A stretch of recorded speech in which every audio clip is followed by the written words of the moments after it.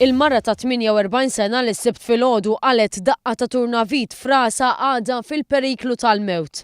L-eks sieħeb tagħha Xandru Kristin Mamo ta' 43 sena tressaq il-qorti ta' Għawdex akkużat b'attentat taqtil.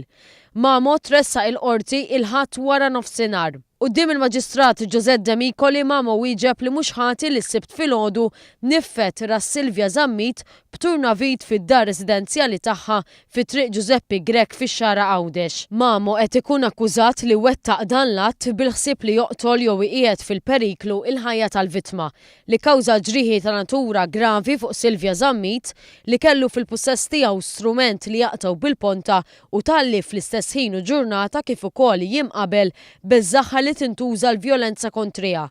Xandru Kristin Mamo kien fuq ordni ta' probation u riċediv.